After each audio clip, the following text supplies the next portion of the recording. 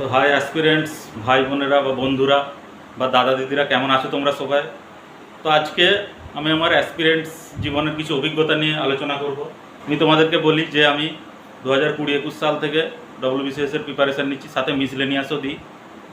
তাহলে তোমরা আমাকে বলছিলে যে দাদা, যে ইকোনমিক্সের জন্য কী কী বই পড়বো সেটা নিয়ে একটা ভিডিও বানাও। তাহলে আমি এই ভিডিওটা বানাচ্ছি তার জন্য। তোমরা যারা যারা নতুন প্রিপারেশান নিচ্ছ অবশ্যই দেখো। কিন্তু আমি তখন বলেছিলাম যে তোমরা কেন আমার কাছ থেকে ভিডিও নিতে চাইছো, আমি তো সিলেক্টেড হইনি। আমি এখন চেষ্টা করছি, এখনও স্ট্রাগল করে যাচ্ছি, সিলেক্টেড তো হতে পারিনি এখনও। সুতরাং হয়তো হব।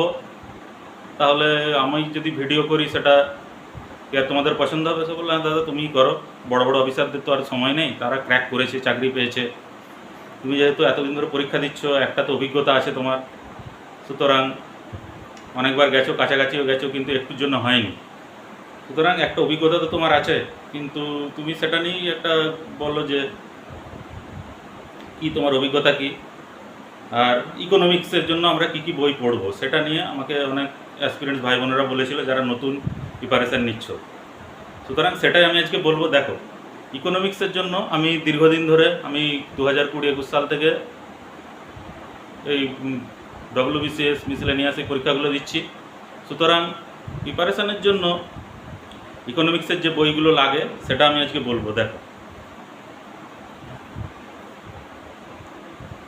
ইকোনমিক্সের জন্য একটা খুবই ভালো বই আছে, এটা হচ্ছে নিতিন সিংহানিয়া। যেসব অফিসাররা ক্র্যাক করে চাকরিও পেয়েছে তারাও এটাই বলেছে যে এই বইটা খুবই ভালো। সুতরাং আমিও তাদের শুনেই এটা কিনেছিলাম। এটা খুবই ভালো বই। দেখো, আমি দাগ দিয়ে দিয়েও রেখেছি এই বইটা। কিন্তু এই বইটা আমি গোড়াটা পড়িনি, মানে অর্ধেকটা পড়েছি, গোড়াটা পড়া হয়নি। আর একটা বাংলা ভার্সনের বই আছে যেটা আমি ফেভারিট বই ছিল, সেটা আমি খুবই ভালো করে পড়েছিলাম। সেটা হচ্ছে রাজীব শ্রাবণ। ওটা আমি এখনও পড়ি, ওটা এখনও গোড়াটা কমপ্লিট হয়নি।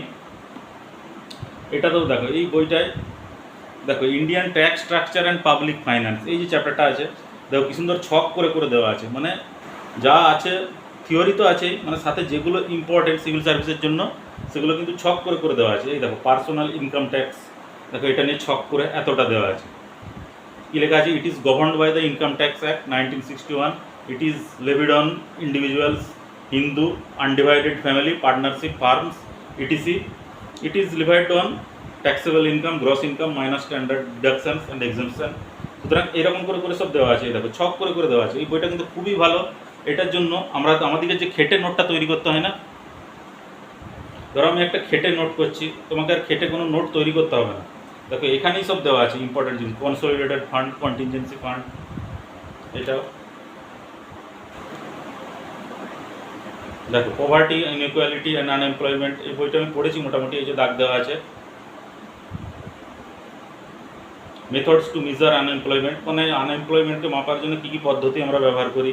দেখো কী সুন্দর সব ছক করে করে দেওয়া আছে জিনিসটা। সুতরাং এই বইটা তোমরা পড়তে পারো, এটা খুবই ভালো বই। আর যদি বলি যে কেউ কারো ধরো ইংরাজি যদি পড়তে অসুবিধা হয়, সে বেঙ্গলি ভার্সন বই পড়তে, যারা নতুন শুরু করছে তাদের জন্য। যারা অনেকদিন ধরে প্রিপারেশান নিচ্ছ তারা তো জানোই এগুলো।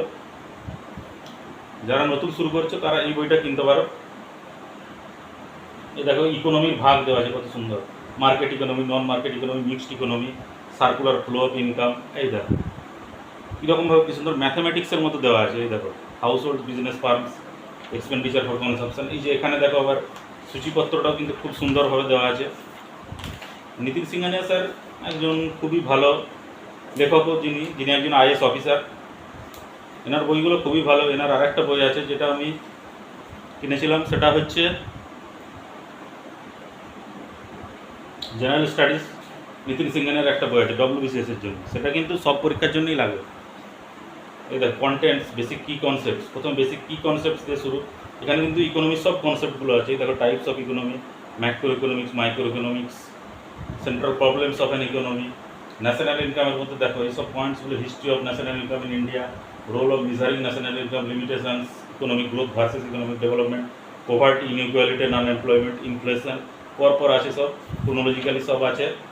Indian tax structure and public finance, economic planning in India. দেখো এরকমভাবে সব দেওয়া আছে। সবথেকে বড় হচ্ছে মানি অ্যান্ড ব্যাঙ্কিং, এই চ্যাপ্টারটা, হিস্ট্রি অফ ব্যাঙ্কিং, এগুলো সব তোমাদের পড়তে হবে।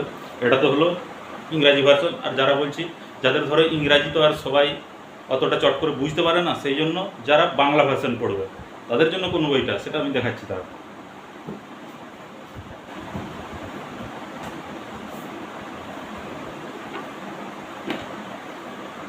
দেখো, বাংলা ভার্সনের জন্য এই বইটা কিন্তু খুবই ভালো উপকারী বই, সেটা হচ্ছে রাজীব শ্রাবণ। এই বইটা আমি পড়েছিলাম, কিন্তু অনেকটাই অর্ধেকটা এই বইটা আমি পড়েছি। দেখো, সিভিল সার্ভিস রিলেটেড টপিক্স, দেখো সব দাগ দেওয়া আছে বইয়ের মধ্যে। আমার এই যে দাগ দিয়ে দিয়ে কিন্তু আমি এগুলো পড়েছিলাম। এই দেখো,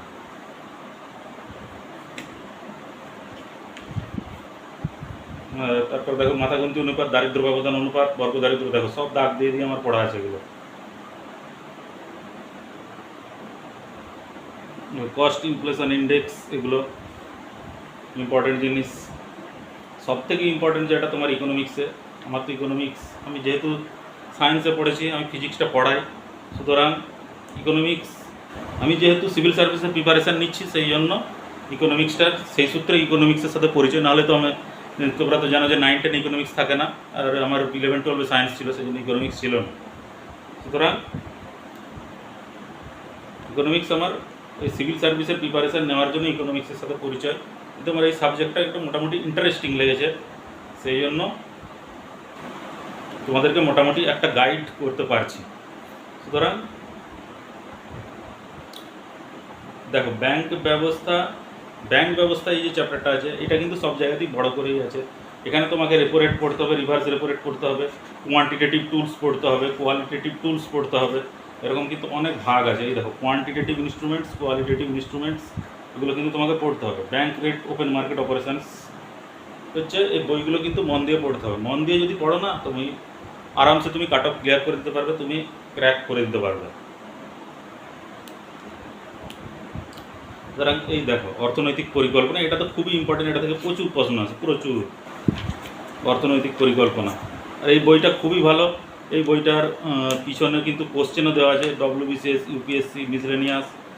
এই দেখো WBCS মেন্সের কোশ্চেন দেওয়া আছে, সবই দেওয়া আছে। এটা তো একটা হলো, আর একটা হচ্ছে এই বইটা তো খুবই ভালো বই, তুজামে হোসেন স্যারের বই।